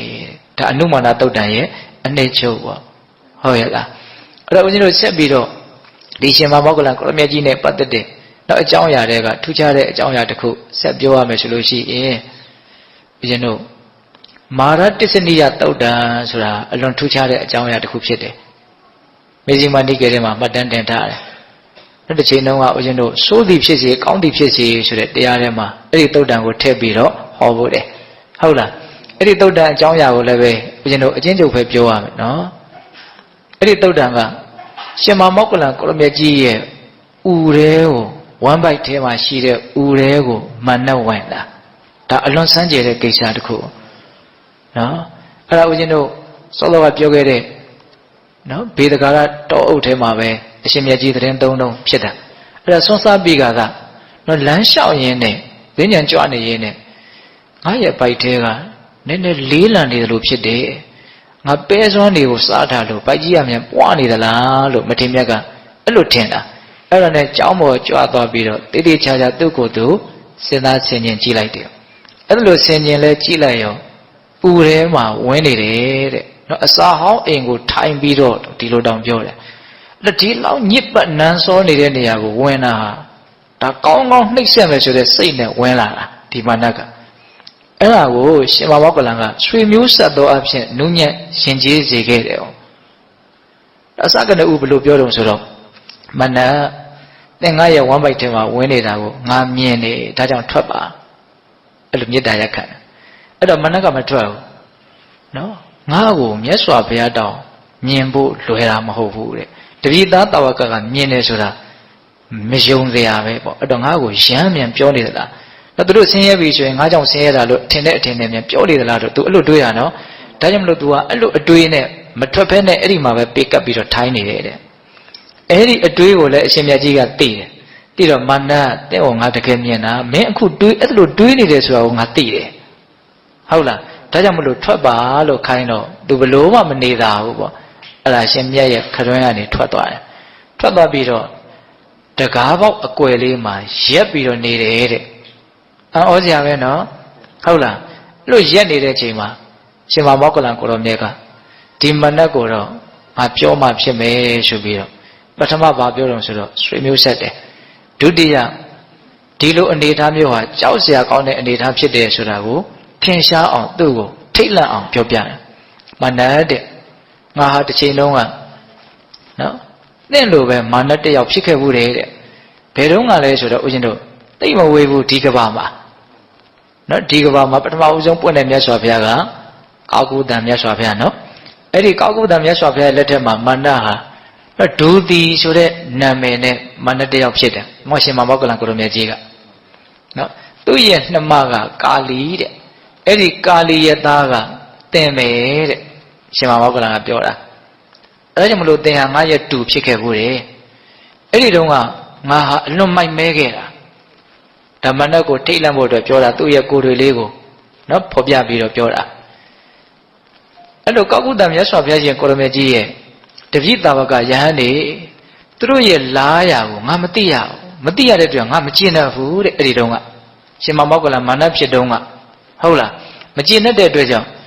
ဒီယဟန်တွေကိုသူတို့အကြောင်းကိုသိဖို့အတွက်သူတို့ကိုငါအကြားအပေါက်ရအောင်သူတို့ရဲ့ချွေးရင်းချက်ရှိအောင်လုပ်ပြီးတော့သူတို့အကြောင်းကိုငါသိအောင်လုပ်မယ်ဆိုတဲ့စိတ်နဲ့ငါဘာလုပ်လဲအဲ့ဒီတော့ကကောက်ကုတံမြတ်စွာဘုရားရဲ့လက်ရတော်ရံကဝိရုဒ္ဓမထေနောက်လက်ဝဲတော်ရံမထေကသိဉ္စီဝမထေအောင်ငါဘာလုပ်လဲဆိုတော့တရားဓမ္မတွေရဲ့စိတ်ထဲမှာဒီယဟန်တွေရဲ့မသိတော်တဲ့အနေအထားမျိုးမျိုးကိုဖန်ဆင်းပြမန္တကအဲ့ဒါဆိုရင်တရားဓမ္မတွေကမကြည်ညိုတဲ့အတွက်ကြောင့်ဆဲရကြမယ်ပုတ်ခတ်ကြမယ်နောက်ဆုံးနေပါလေလောင်းတာလည်းမရှိတော့ဟုတ်လားအဲ့လိုမျိုးအကြည်ညိုပြက်အောင်အဲ့လိုတရားဓမ္မတွေကအကြည်ညိုပြက်သွားလို့ရှိရင်အဲ့ဒီယဟန်တွေဟာအနေရခက်အထိုင်ရခက်တွေဖြစ်ပြီးတော့သူတို့မှာ လောဘဒေါသတွေဖြစ်လာရင်သူတို့ကိုဝင်ရောက်နှောက်ယှက်ဖို့အတွက်ငါမှအခွင့်အလမ်းရနိုင်တယ်ဆိုတဲ့စိတ်ကူးနဲ့လက်ပတ်ပြီးတော့ကောက်ကျစ်ပြီးတော့လှုပ်တာဟုတ်လားအဲ့ဒါတရားဓမ္မတွေရဲ့စိတ်ထဲမှာယဟန်တန်ဃာတွေကအမတုကမတွေနဲ့နေတဲ့ပုံစံမဟုတ်မတရားလုပ်တဲ့ပုံစံဓာတ်တွေကိုမန္တကဖန်ဆင်းပြတကူအရင်ကြီးတာဆိုတော့အများကြီးဖန်ဆင်းပြအဲ့ဒါကိုလူတွေကအဟုတ်ထင်တယ်နော်လူတွေကအဟုတ်ထင်တယ်အဲ့လိုအဟုတ်ထင်တဲ့အခါကျတော့အဲ့ဒီတရားဓမ္မတွေကယဟန်တန်ဃာတွေတွေ့လို့ရှင်ဆဲကြတယ်နော်အမျိုးမျိုးအမတပါပြောကြတယ်အဲ့ဒီထဲမှာဆဲပုံဆဲနည်းတွေကိုအများကြီးရေးထားဟောပြထားတယ်ရှင်မောဂလန်ကဟုတ်လားနော်မှိုင်းပြီးတော့နေကြတယ်လို့ယဟန်တွေကိုမှိုင်းနေတယ်ဆိုတဲ့အနေအထားမျိုးပြောတာပေါ့လေအများကြီးပြောရတယ်အဲ့ဒါသေတဲ့အခါမှာအဲ့ဒီလူတွေဟာများသောအားဖြင့်အပယ်လေးဝင်မယ်ရှောက်ကြတာများတယ်တဲ့အဲ့လိုမျိုးဖြစ်တဲ့အခါမှာကာကုတ္တမြတ်စွာဘုရားကသူ့ရဲ့ယဟန်တော်တွေကိုခေါ်ပြီးတော့ပြောတော့ဆိုတော့စိတ္တတို့အခုဒီလိုဖြစ်နေတဲ့အနေအထားဟာဒါမနတ်ရဲ့လက်ချက်ဖြစ်တယ်နော်အဲ့လိုမနတ်ရဲ့လက်ချက်ဖြစ်တဲ့အတွက်ကြောင့်ဒါကိုသင်တို့ဟာကြံ့ကြံ့ခိုင်နိုင်ဖို့အတွက်သင်တို့ဘာလုပ်သင့်တော့မေတ္တာကရုဏာမုဒိတာဥပေက္ခဆိုတဲ့ဗြဟ္မစိုရတရား၄ပါးနော်အဲ့ဒီ၄ပါးကိုပွားများဖို့မြတ်စွာဘုရားသင်ပေးတယ်ဒါကတော့နိယုစရာပဲနော်ဆိုးဝါးတဲ့လောကရန်နဲ့တွေ့လို့ရှိရင်အာကိုအာရပြုရမယ်သဘာဝတရားကဘာလဲဗြဟ္မစိုရတရား၄ပါးမေတ္တာကရုဏာမုဒိတာဥပေက္ခအဲ့ဒါကိုပွားများပြီးတော့နေကြလို့နိမန်လမ်းမှန်ကိုပေးတာအဲ့တော့ယဟန်တွေကပွားများအထုတ်တဲ့အခါမှာမာနဟာသူဝင်ဖို့အတွက်အခွင့်အလမ်းကိုမရဘူးတဲ့မအောင်မြင်ဘူးပေါ့အဲ့လိုမအောင်မြင်တဲ့အခါကျတော့မာနကဘာလို့ပြန်တော့တစ်ဖက်လှည့်တယ်လာပြန်တယ်နော်စောစောကဆိုးရတဲ့လောကရန်နဲ့တိုက်တာအခုတော့ကောင်းတဲ့လောကရန်နဲ့တိုက်မယ်နော်စောစောကကတ်တိုက်တာပေါ့အခုကတော့လက်တိုက်မယ်ဟောလက်တိုက်တာကလည်းကြောက်စရာအနေထားပဲအဲ့ဒါကဘာလို့ဆိုတော့တရားဓမ္မတွေရဲ့တန်တံမှာယဟန်တန်ဃာတွေရဲ့ကောင်းမွန်တဲ့အကြောင်းတွေကိုသူအများကြီးဖန်တီးပြတယ်လိုတာတဲ့ပို့ပြီးတော့ဖန်ဆင်းပြတယ်နော်ဇံပြန်နေတဲ့ပုံတွေနော်ကြည်ညိုကြကောင်းတဲ့အနေထားတွေကိုသူအစွမ်းအစရှိတဲ့လောက်လုပ်ပြတယ်အဲ့တော့တရားဓမ္မတွေကဘာဖြစ်တော့ကြည်ညိုကြတယ်လှူကြတယ်တန်းကြတယ်ဖြစ်လာပြန်တယ်ပေါ့နော်စောစောကမကြည်ညိုနိုင်ဘူးဆိုတဲ့အနေထားကအကြည်ညိုလွန်လာတဲ့အနေထားမျိုးကိုလည်းဖြစ်လာပြန်တယ်ပေါ့ဒါလူတွေရဲ့စိတ်ဆိုတာကတော့တာမန်လူတွေဟာအပြောင်းလဲအလွန်မြန်တယ်ဆိုတော့တဘာဝပေါ့နော်အေးအဲ့ဒီတော့ယဟန်နေမှာဒါလည်းပဲသတိမထားလို့ရှိရင်အန္တရာယ်ကြစရာအကြောင်းတစ်ခုဖြစ်နေတယ်အဲ့တော့မြတ်စွာဘုရားကအလုံးကိုသိနေတဲ့အတွက်ကြောင့်ယဟန်တွေကိုခေါ်ပြီးတော့ကာကုတ္တမြတ်စွာဘုရားအမိန့်ရှိပြန်တယ်အခုဒီလိုဖြစ်နေတာလည်းပဲဒါမနတ်ရဲ့လက်ချက်ပဲဒါကိုလည်းပဲသတိထားဖို့လိုတယ်ကာဝယ်စောင့်ရှောက်ဖို့လိုတယ်လိုအပ်တဲ့ပို့ပြီးတော့ပစ္စည်းလေးပါးတွေများလာတာလည်းပဲမကောင်းဘူးဆိုတဲ့အဓိပ္ပာယ်ကိုနားလည်ဖို့လိုတယ်ဟုတ်လားလက်လာပါကလည်းပဲအများကြီးမှားယွင်းမှုကိုဖြစ်စေတယ်ဆိုတာလည်းပိဋကတို့သိပါတယ်ဟုတ်လားအေးအဲ့ဒီတော့မြတ်စွာဘုရားကအဲ့ဒီအခြေအနေမျိုးမှာဘယ်လိုတရားကိုသင်ကြားပေးတော့ဘယ်လိုတရားကိုသင်ကြားပေးတော့ဆိုတော့ပထမအတုပသင်ကြားမိမိခန္ဓာသူတော်ဘာခန္ဓာရဲ့မတင့်တယ်တဲ့မတန်ရှင်းတဲ့မစင်ကြယ်တဲ့အရာတို့ဖြင့်တိဆောက်ထားတဲ့အနေအထားကိုရှုမှတ်ခိုင်းတာအဲ့ဒါဘာခေါ်တော့အတုပဘာဝနာပေါ့နော်နောက်ဒုတိယဘာပြောတော့ဆိုတော့အာဟာရိပရိကူလသင်ကြားစားတောက်နေတဲ့ဒီအစာအာဟာရရဲ့နော်ရွှန်ရှာဆက်စုပ်ပွဲနော်အဆုံးသတ်သွားတဲ့အနေအထားပေါ့အဲ့ဒီဥစ္စာကိုစဉ်းစားဆင်ခြင်တာဒါကိုအာဟာရိပရိကူလသင်ကြားအဲ့ဒါတွေကိုပွားများခိုင်းတယ်နောက်တတိယဘာပွားများခိုင်းတော့ဆိုတော့သဗ္ဗလောကေအနာဘိဒတသင်ကြားအလုံးစုံသောလောကကြီးဟာပြောင်းမွေးစရာမရှိဘူးဆိုတဲ့အမြင်ကိုရအောင်စူးစမ်းပြီးတော့အဲ့ဒီသင်ညာကိုပွားများခိုင်းတာနောက်၄ခုမြောက်ကဘာလဲဆိုတော့သဗ္ဗသင်္ခါရေတုအနိစ္စနုပတိနောအလုံးစုံသောသင်္ခါရတရားတွေအပေါ်မှာမတည်မြဲမှုကိုအမှန်မှန်ရှုမှတ်ရှင်းနေကြဘယ်နှမျိုးတော့၄မျိုးပဲစောတော့ကနောက်ကတိုက်တဲ့အခါမှာပွားများခိုင်းတဲ့ဘာဝနာကလည်း၄မျိုးပဲနော်မေတ္တာကရုဏာမုဒိတာဥပေက္ခအခုလက်တိုက်တဲ့အချိန်မှာပွားများခိုင်းတဲ့ဘာဝနာကလည်း၄မျိုးပဲနော်အဲ့ဒီ၄မျိုးကအတုပရဲ့အာရိပတိကူလရဲ့သဗ္ဗလောကေအနာဘိရတရဲ့သဗ္ဗသင်္ခါရေတုအနိစ္စနုပတနာနော်အလုံးစုံသောသင်္ခါရတရားတွေမှာမတည်မြဲဘူးလို့ရှုတာ၄မျိုးအဲ့လိုမျိုးပွားများတဲ့အခါမှာမာနဟာတရားနေရဲ့တန်တန်ကိုဝင်ရောက်နှောက်ယှက်ဖို့အတွက်အခွင့်အလမ်းမရအောင်မရတဲ့အခါကျတော့ तू နှီးမျိုးစုံနဲ့သုံးတာမအောင်မြင်ဘူးပေါ့နော်မအောင်မြင်တဲ့အခါကျတော့ तू ဘာလုပ်တော့ကိုဒီလျောက်ပဲလုပ်တော့မယ်တဲ့နော်ကိုဒီလျောက်ပဲလုပ်ပဲအဲ့ဒါကောကုတ္တမြတ်စွာဘုရားကရှင်ဝိတုဒ္ဓမထေရလက်ရတော့ရရှင်သာရိပုတ္တရာလိုမျိုးပေါ့နော်အဲ့ဒါကိုနောက်ပါခေါ်ပြီးတော့စွန့်ကန်ကြွရဟန်းတန်ခါပေါင်းများစွာလဲခြံရံထားတယ်အဲ့ဒီဝိတုဒ္ဓမထေရကိုဒုတိမနတ်ရှင်မောက္ကလလောင်းတော့ အဲ့ဒါကလေးတယောက်ရဲ့တန်တန်ကိုဝင်းပူးပြီးတော့အနားမှာရှိတဲ့ကြောက်ခဲနဲ့ခေါင်းကိုဖြစ်ပေါက်တယ်ခေါင်းကိုထုတယ်တခါတည်းသွေးတွေဖြာကြတယ်အဲ့အရှင်မြတ်ကလှဲ့တောင်မကြည့်ဘူးနော်ဒါပေမဲ့လို့မြတ်စွာဘုရားကတော့လှဲ့ကြည့်တယ်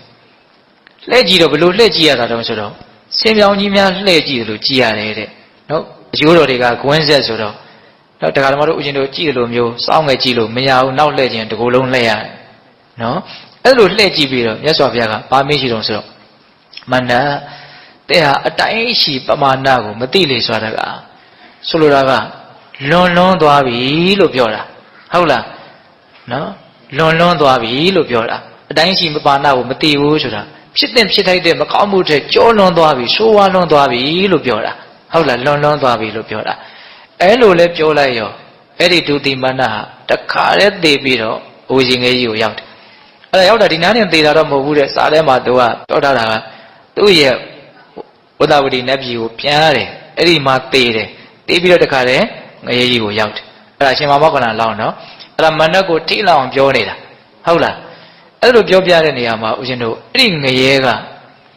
အလွန်ရှိကြတဲ့ကာလရှိတယ်ဘယ်နာလေးမှအတွေ့အထိကောင်းတယ်ဆိုတာမရှိဘူးထူးဆန်းတာကအဲ့ဒီတော့ငါတဲ့ငါရဲ့ခန္ဓာကိုယ်ဟာလူတစ်ယောက်ရဲ့ခန္ဓာကိုယ်လိုပဲတဲ့ဒါပေမဲ့ငါရဲ့ခေါင်းကတော့ငါးတကောင်ရဲ့ခေါင်းလိုမျိုးဖြစ်နေတယ်တဲ့ရှင်မောက္ခလန်အတိအကျသူ့ဘဝဇာတ်ကြောင်းကိုသူပြန်ပြောတာနော်အဲ့ဒါငရဲတိန်တွေကငါးစီကိုရောက်လာပြီးတော့ပြောတယ်တဲ့ဘာပြောလဲဆိုတော့အသင်ငရဲတာငါတို့ကလှန်နေတဲ့တင့်ကိုထိုးပါဒီဘက်နှမန်းကလည်းတစ်ချောင်းထိုးမယ်ဒီဘက်နှမန်းကလည်းတစ်ချောင်းထိုးမယ်အဲ့ဒီလှန်တဲ့ချောင်းဟာခလဲကောင်နှလုံးသားတဲတဲ့နေရာမှာစုံမိလိမ့်မယ်အဲ့ဒီစုံလို့ထိခိုက်မိပြီဆိုတဲ့အချိန်မှာအနှစ်တစ်ထောင်ပြည့်ပြီလို့မှတ်ပါတဲ့ဒုက္ခနာကိုကြီးဘယ်လောက်ကြီးလဲဆိုတာကိုစဉ်းစားအောင်နော်ကံတွေကဖန်ဆင်းတဲ့အနေအထားဆိုတော့အရန်ဆန်းကျယ်တယ်လို့ပဲဆိုကြပါစို့ဟုတ်လားကံတွေကဖန်တီးတဲ့အနေအထားနော်ဟုတ်လားအဲ့ဒီငရဲမှာသူနှစ်ပေါင်းများစွာကြာခဲ့ရတယ်ဆင်းရဲခဲ့ရတယ်ဒါကြောင့်မန္တကိုရှင်မောက္ခလန်ကထိတ်လန့်စေဖို့အတွက်ပြောပြတာအခုလည်းပဲသင်ဟာမြတ်စွာဘုရားနဲ့မြတ်စွာဘုရားရဲ့တပိတာဝကကိုဆင်းရဲအောင်သင်လုပ်နေတာဒါဟာသင်အတွက်ဆင်းရဲဒုက္ခမရောက်ဘူးလို့မြန်သင်ထင်နေသလားတဲ့သင်အတွက်အလွန်ကြာမြင့်စွာသောကာလပတ်လုံးဒုက္ခတွေ့ဖို့အတွက်အကြောင်းအရာကိုသင်လုပ်နေတာအဲ့ဒီမှာသူ့ရဲ့အစွမ်းတွေကိုပြောပြီးတော့ထိတ်လန့်အောင်ပြောတာနော်သူကဘလို့စွမ်းနေဒီလိုစွမ်းတဲ့တာဝကတပါးကိုသင်ဒီလိုနှိမ့်ဆက်တာသင်အတွက်ဆင်းရဲဒုက္ခမရောက်ဘူးလို့မြန်သင်ထင်နေသလားအများကြီးပြောတာဟုတ်လားအဲ့လိုပြောတော့မှမာနဟာတောက်ွယ်သွားတယ်ဒါကဦးဇင်းတို့မာရတစ္ဆနိယသုတ်တန်ရဲ့အနှစ်ချုပ်လေးပေါ့နော်အဲ့တော့ဒီသုတ်တန်ထဲမှာဦးဇင်းတို့သတိထားစရာကဘာလဲဆိုတော့နော်လောကကြီးဟာအလွန်စမ်းကြယ်တယ်ဆိုတာကိုနားလည်ဖို့လိုတယ်နော်မြင်သမျှကြားသမျှကိုလုံးဝပုံပြီးတော့မယုံလိုက်မိဖို့လည်းလိုတယ်နော်ဒီကကြီးမှာပို့ပြီးတော့လိုတယ်လို့တောင်ဦးဇင်းကထင်တယ်နော်ဒါကတော့မာနကလှည့်စားတာကိုမသိလို့သူတို့ယုံကြတာပေါ့နော်အခုလည်းပဲတရားဓမ္မတို့ဦးဇင်းတို့လူတွေဆိုတာကအလေးအညာအကောက်အကျစ်တွေကအလွန်များတယ်ခံမရခက်တယ်ဘာကြောင့်ပြောနေတယ်ဘာကြောင့်လုံးနေတယ်ဆိုတာသိဖို့သိပြီးတော့မလွယ်ဘူးဟုတ်ရဲ့လားဒါကြောင့်ဦးဇင်းတို့ပေးတဲ့ပေါင်းသူတော်ကောင်းတို့တချို့ကိစ္စတွေကကိုညံမမိနိုင်တော့အောင်နဲ့နေတာမဟုတ်ခြေပြန့်တာလို့ဦးဇင်းကပြောရင်ခြေတာနော်အကြောင်းတရားတွေများတာပေါ့နော်ဘလို့လို့ကိုမသိနိုင်ဘူးတချို့ဟာတွေကဟုတ်လားဒါကြောင့်မို့လို့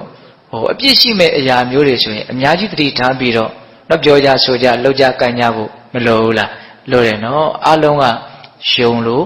မရဟုတ်လားဒါပေမဲ့ယုံလို့မရဘူးဆိုတာကတော့ယုံမိရင်တော့ဒါကိုယုံလို့မရဘူးလို့သူစဉ်းစားမှာမဟုတ်နော်ယုံမိဆိုတဲ့ကိုကလည်းပဲကိုယ်စိတ်ထဲမှာတော့အကြောင်းအကျိုးကခိုင်းလုံးနေတယ်လို့ထင်တာကိုယုံမိဆိုမှတော့လည်းယုံမိပေါ့မယုံဘူးဆိုတော့လည်း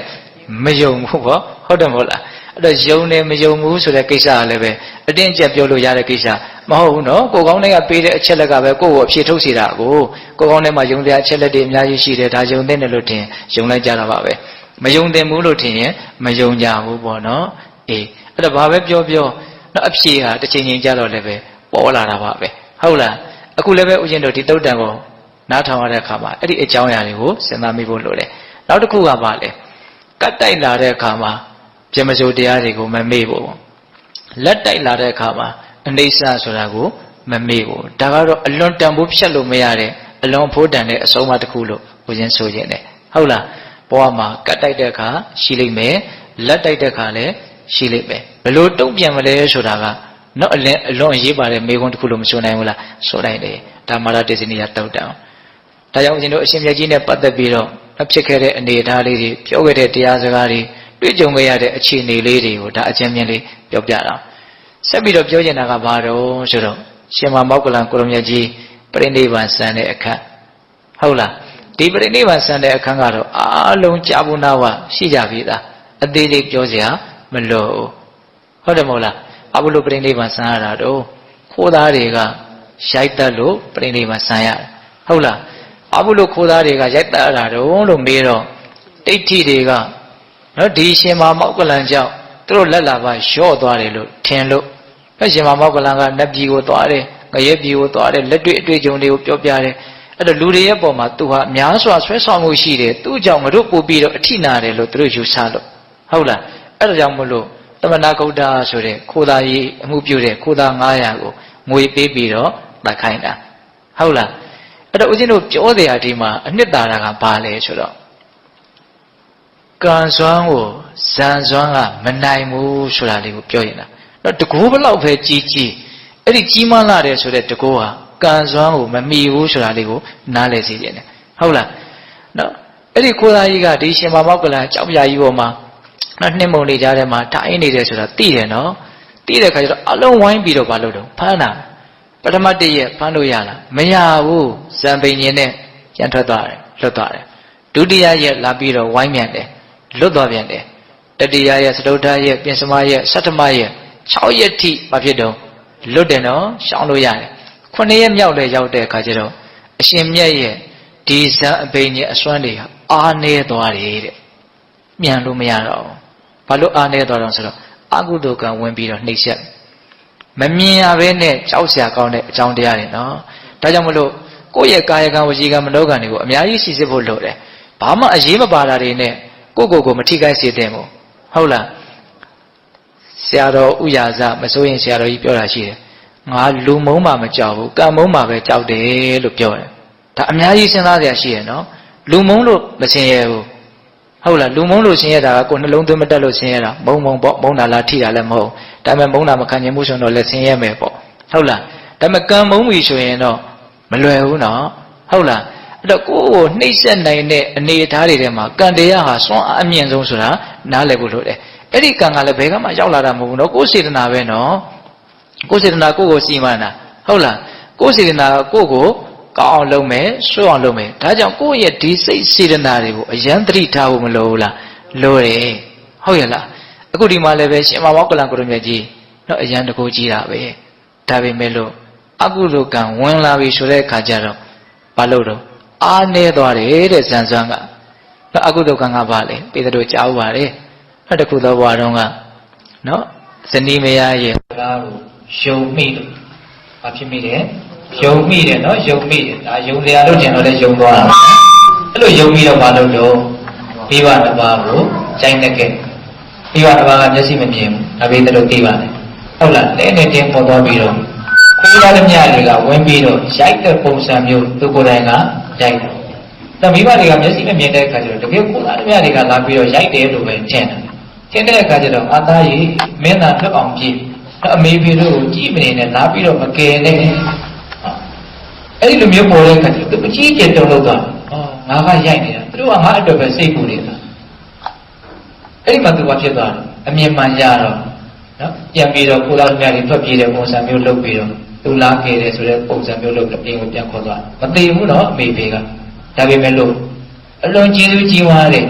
နော်ကျေးဇူးရှင်တွေရဲ့ပုံမှာကျွလွန်စော်ကားပြီးတယ်နော်ဒီစိတ်စေတနာဒီကာယကံမှုဒီဝစီကံမှုတွေကနော်အလွန်ပြင်းထန်တဲ့အတွက်ကြောင့်ဘာဖြစ်နေတော့ခန္ဓာရဲ့တန်တန်အစဲမှာဘာဖြစ်နေတော့ကိန်းနေတယ်နော်ဒါရှိတယ်နော်ဟုတ်လားအဲ့တော့ဒါကအခုဘာဖြစ်လာပြီလို့အကျိုးပေးခွင့်တာလာပြီဒီဘဝပြီးရင်နောက်တော့အကျိုးပေးကြခန္ဓာကလည်းမရှိတော့ဘူး